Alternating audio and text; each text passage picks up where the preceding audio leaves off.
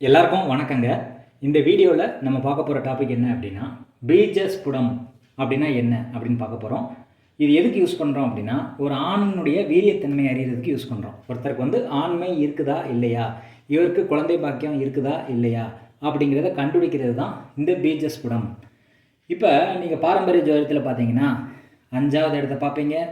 5வது இடம் வந்து நல்லா இருக்குதான்னு பார்ப்பீங்க, ஏதாவது பார்வை பெற்றிருக்கான்னு பார்ப்பீங்க. 5வது இடத்துல என்ன கிரகம் இருக்குன்னு பார்ப்பீங்க. 5ஆம் அதிபதி நல்லா இருக்கான்னு பார்ப்பீங்க. 5ஆம் இடம் 5ஆம் அதிபதி நின்ற நட்சத்திராதிபதி எப்படி இருக்குன்னு பார்ப்பீங்க. பாவகிரகங்கள் 5வது இடத்துல இருக்குதான்னு பார்ப்பீங்க. இத்தனை கால்குலேஷன் பார்க்கும்போது உங்களுக்கு கரெக்டான ஒரு தீர்வு வந்து சொல்ல முடியாதுங்கிறது ஆணித்தனமான உண்மை. அதுதான் நிதர்சனமான உண்மை. இப்போ பெரிய ஜோசியர்கள் என்ன சொல்கிறாங்க அப்படின்னா, ஆண் குழந்தை பிறக்குன்னு சொல்கிறாங்க, அவங்களுக்கு பெண் குழந்தை பிறக்குது. அப்போ ஒருத்தருக்கு வந்து கரெக்டாக ஒரு விஷயத்தை வந்து ஐடென்டிஃபை பண்ண முடியாது. எவ்வளோ பெரிய ஜோசியராக இருந்தாலும் ஐடென்டிஃபை பண்ண முடியாதுங்கிறத என்னால் கேரண்டியாக சொல்ல முடியும். அந்த குழப்பத்தை தீர்க்கிறதுக்கு தான் பீஜஸ்புடம் அப்படின்னு சொல்லி ஒரு கால்குலேஷன் இருக்குது. இது வந்து பிரசனம் படிக்கும்போது வந்து உங்களுக்கு யூஸ்ஃபுல்லாக இருக்கும். பிரசனம் படிக்கிறவங்களுக்கு வந்து இது தெரியும் அப்படின்னு நான் நினைக்கிறேன். பாரம்பரிய ஜோதிட முறையில் வந்து இந்த மாதிரி ஒரு முறை கிடையாது. அதனால் வந்து நிறைய பேருக்கு தெரிஞ்சிருக்க வாய்ப்பு இல்லை. இருந்தாலும் ரொம்ப டெப்த்தாக அனலைஸ் பண்ணி யாருமே சொல்லாத கான்செப்ட்ஸை எடுத்து சொல்கிறது தான் என்னுடைய நோக்கம். அதனால் வந்து இந்த பீஜஸ்புடம் அப்படிங்கிறது ஆணினுடைய வீரியத்தன்மையை அறிகிறதுக்கு கண்டுபிடிக்கக்கூடிய ஸ்புட கணக்கு. ஸ்புடம் அப்படின்னா டிகிரி தான். அடுத்து சேத்திர ஸ்புடம் அப்படின்னு ஒன்று இருக்குது. அது வந்து பெண்களினுடைய வீரியத்தன்மையை அறிகிறதுக்கு, பெண்களினுடைய கருமுட்டை எப்படி இருக்குது, வளர்ச்சியாக இருக்குதா, பாதிக்கப்பட்டிருக்கா அப்படிங்கிறதுக்கு சேத்திர ஸ்புடம் அப்படின்னு சொல்லி ஒரு கணக்கு இருக்குது. இப்போ பீஜஸ்புடம் அப்படிங்கிறது ஆணினுடைய வீரியம் எப்படி இருக்குது, இவங்களுக்கு குழந்தை பிறப்பு இருக்கா இல்லையா அப்படிங்கிறத கண்டுபிடிப்போம் ஃபஸ்ட்டு. அதுக்கடுத்து வந்து சேத்திர ஸ்புடம்ங்கிறது அடுத்த வீடியோவில் வந்து நம்ம பார்ப்போம். இந்த மாதிரி வீடியோஸ்லாம் யார் போடுறா அவங்களுக்கு, எல்லாருமே வந்து சீக்கிரட்டாக வச்சு யாருக்கும் சொல்லித்தரதில்லை. என்னுடைய நோக்கம் வந்து ஈஸியாகவும் சொல்லணும், அதே மாதிரி வந்து யாரும் சொல்லாத கான்செப்ட்ஸ் வந்து எக்ஸ்பிளைன் பண்ணணுங்கிறது என்னுடைய நோக்கம். அதனால் யாருமே சொல்லாததை நிறைய ஆராய்ச்சி பண்ணி தான் நான் இதை வந்து சொல்கிறேன். நீங்கள் முடிஞ்சால் பாருங்கள், எந்த வீடியோலையும் இது கிடையாது. அடுத்து ஃபஸ்ட்டு வந்து இது எப்படி கண்டுபிடிக்கிறது அப்படின்னு பார்க்கும்போது, ஒரு ஆண் ஜாதகத்தில் இந்த அமைப்பு இருக்கான்னு பார்க்கணும். ஆண் ஜாதகத்தை எடுத்துக்கோங்க. அதில் 3 கிரகங்கள் வந்து நம்ம பார்க்கணும். ஒன்று வந்து சுக்கிரன், இன்னொன்று வந்து சூரியன், இன்னொன்று வந்து குரு. சுக்கிரன் வந்து களத்திரக்காரகன், சூரியன் அப்படிங்கிறது ஆண்மையை குறிக்கக்கூடிய பிளானெட்டு, குருங்கிறது புத்திரக்காரகன். இந்த 3 பிளானட்ஸ்னுடைய டிகிரியை வந்து கூட்டணும். சுக்கிரனுடைய டிகிரி, சூரியனுடைய டிகிரி, குருவினுடைய டிகிரி, இந்த 3 பிளானட்ஸ் ஞாபகம் வச்சுக்கோங்க. ஆண் ஜாதகத்தில், பெண் ஜாதகத்தில் பார்க்காதீங்க. ஆண் ஜாதத்தில் ஆணினுடைய வீரியத்தை கண்டுபிடிக்கிறதுக்கு தான் இந்த பீஜஸ்புடம் அப்படிங்கிறது கால்குலேட் பண்ணப்படுது. எளிமையாக வந்து இவருக்கு குழந்தை பாக்கியம் இருக்குதா அப்படிங்கிறத இதை பார்த்து கண்டுபிடிக்கலாம். நீங்கள் வந்து 5ஆம் அதிபதி, 5ஆம் பார்வை, 5ஆம் அதிபதி நின்ற நட்சத்திராதிபதி எதையுமே நீங்கள் பார்க்காதீங்கன்ற நான். இது ஈஸியான கணக்கு. அப்போ சுக்கிரன் என்ற டிகிரி, சூரியனுடைய டிகிரி, குருவனுடைய டிகிரி 3ஐயும் கூட்டுறீங்க.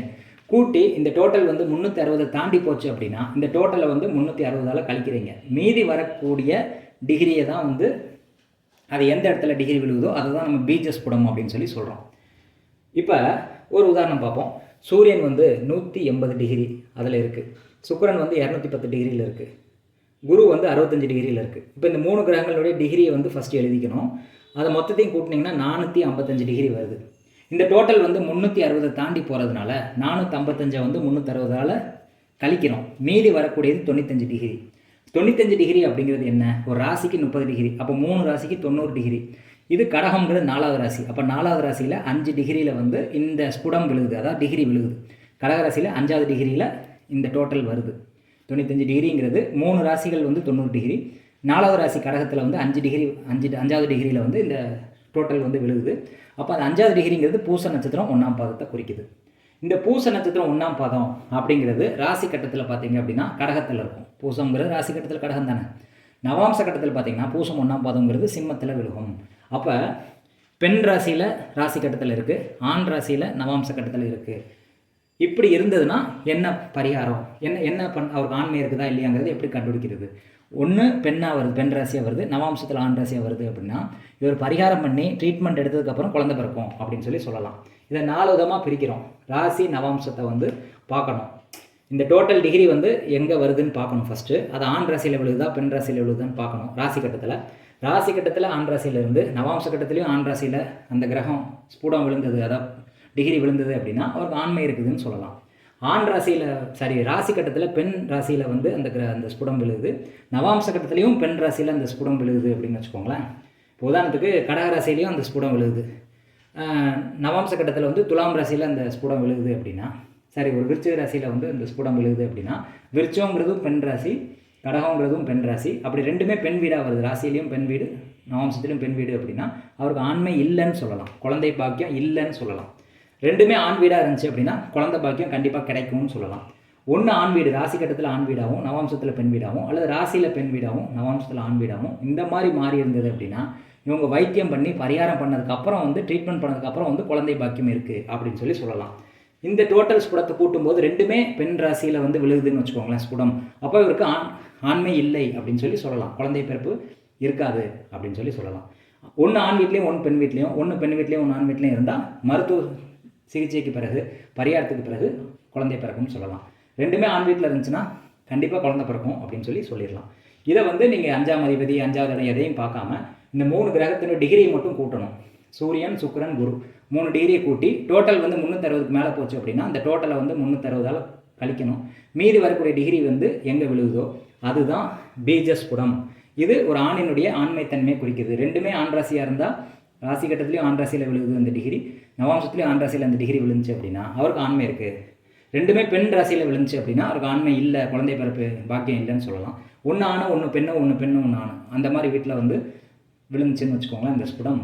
அப்போ அவருக்கு வந்து வைத்தியத்துக்கு பிறகு குழந்தை பிறக்கும் அப்படின்னு செயற்கை கருத்திற்கு மூலிமா குழந்தை பிறக்கும், வைத்தியத்துக்கு பிறகு குழந்தை பிறக்கும், ட்ரீட்மெண்ட்டு ஃபாலோ பண்ணதுக்கப்புறம் குழந்தை பிறக்கும், பரிகாரத்துக்கு அப்புறம் குழந்தை பிறக்கும்னு சொல்லலாம். இதுதான் பீஜ ஸ்புடம். இது ஆணினுடைய வீரியத்தன்மையை அறியக்கூடிய ஒரு ஸ்புட கணக்கு. இதே மாதிரி சேத்திர ஸ்புடம்ங்கிறது பெண்ணினுடைய கருமுட்டை எப்படி இருக்குது அப்படிங்கிறத வந்து கண்டுபிடிக்கிறதுக்கு சேத்திர ஸ்புடம் அப்படின்னு ஒன்று இருக்குது. அதை அடுத்து பார்ப்போம். இந்த பதிவு வந்து உங்களுக்கு யூஸ்ஃபுல்லாக இருக்கும்னு நான் நினைக்கிறேன். இந்த மாதிரி டெப்த்தாக போட்டால் யாருமே வந்து வியூஸ் வந்து போக மாட்டேங்குது, என்னென்னு எனக்கு புரியல. உங்களுக்கு வந்து அரைச்சமாகவே அரைச்சாதான் நீங்கள் பார்க்குறீங்க. டெப்த்தாக நான் போட்டேன் அப்படின்னா யாருமே சப்போர்ட் பண்ண மாட்டேங்கிறீங்க. நீங்கள் சப்போர்ட் பண்ணாட்டாலும் நான் போடுவேன். நன்றி, வணக்கம்.